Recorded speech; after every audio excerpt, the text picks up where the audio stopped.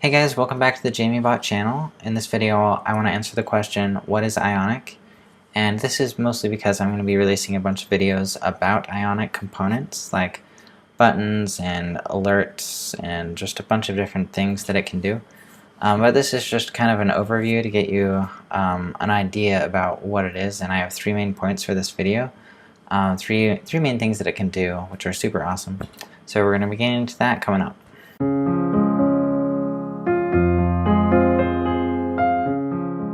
Oh, also, if you're new here, be sure to subscribe for more videos like this. You won't want to miss them. They're going to be really good.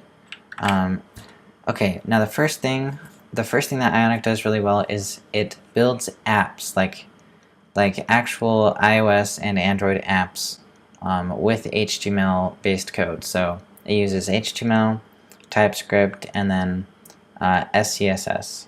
All right, so it uses those, and you're able to build an Angular-based actual app that runs on your phone with just that technology. It's great. So it is a hybrid, meaning it's built using HTML code and it's sort of simulating a lot of native behaviors. It's called a hybrid app, and it runs on iOS, Android, and then on the web. So like you could have one code base be both your website and your app, which is the really critical point here, because like you only need to learn one technology. Like you don't need to learn like how to use Flutter or something for the native iOS and Android app that you're trying to build, and then when you need a website to match that, you don't need to go learn something else. Like you just need to learn one thing, Angular, which is why I teach Angular so much, because I believe in it that much.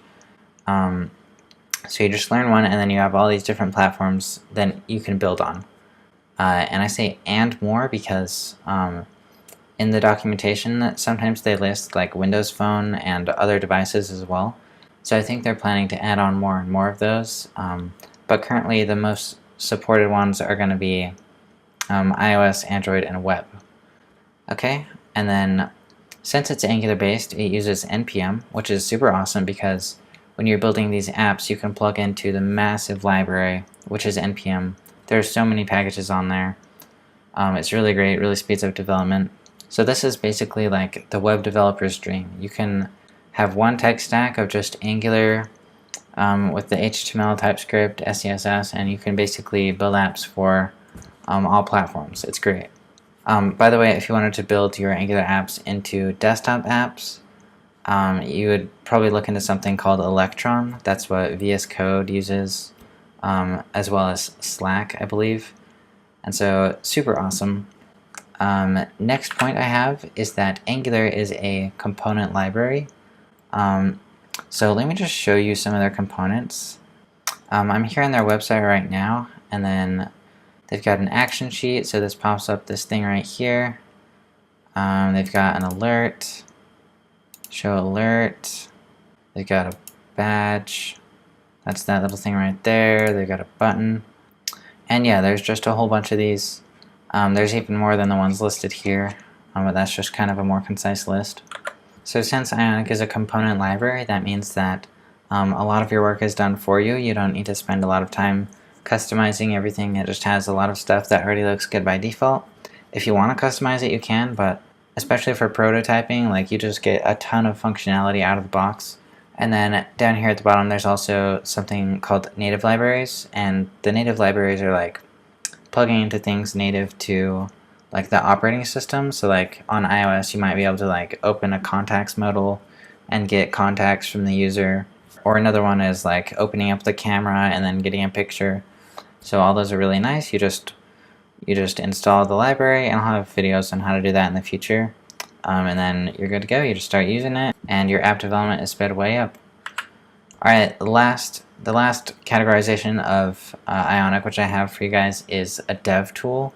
So Ionic really speeds up development. It allows you to have live reload in something called the Ionic Dev app, and you just download that on either the App Store or the Google Play Store, and then while you're serving your code, you run Ionic serve is the command, and then your phone, if it's on the same local network, it's able to connect, and then you can see your changes live. So you save the file, just like with ngserve. Ionic Serve does the same thing, but to your phone. Super easy, super fast for developing user interface, stuff like that. Alright, and next, Ionic can also generate components and pages and providers and stuff like that. Same as the ng command. It's Ionic space G instead of ng space G, and G stands for generate. So that really speeds up things as well, just generating it.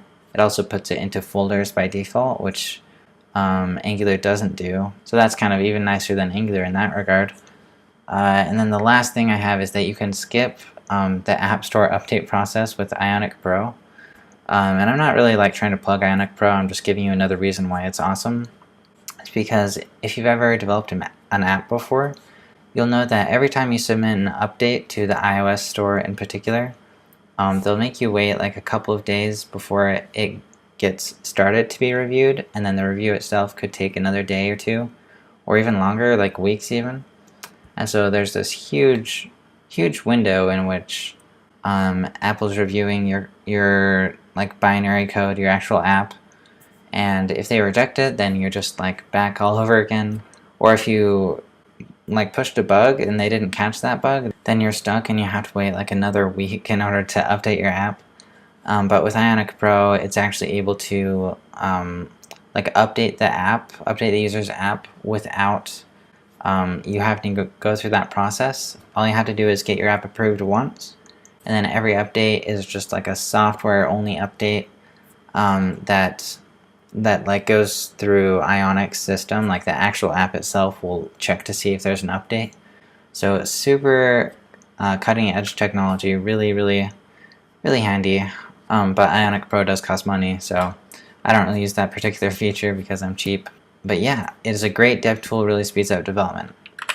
Alright, and that's all I have for you guys. Hopefully you'll enjoy the videos I have coming up on Ionic. I'm just going to be covering a bunch of the components because those get a lot of search volume, so hopefully you'll find interest in those. And if you're new, by the way, be sure to subscribe to get all those videos. You can become very familiar with Ionic. It's a great framework. Version 4 has just come out, so it's super cutting edge technology. I know you really like it. I love it. And yeah, leave a like if you did enjoy this video, and I'll see you guys in the next one.